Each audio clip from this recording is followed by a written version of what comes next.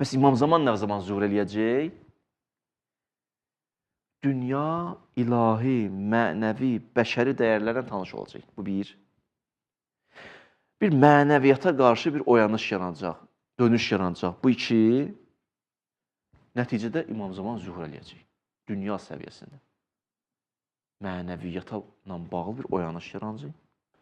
İnsanlarda bir mənəviyyata dönüş olacaq. Rəcəu ilə ənfusihim, özlərinə qayıtacaqlar.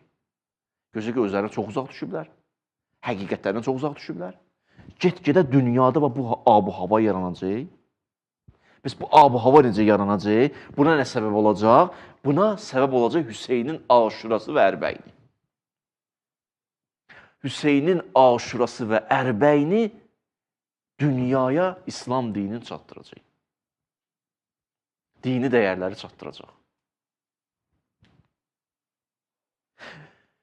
Və o Aşuranı, Ərbəyini kim yaşadır? Aşuranın varisləri. Onlar həm əzadardır, həm zəvvardır. Eyni zamanda varisdirlər.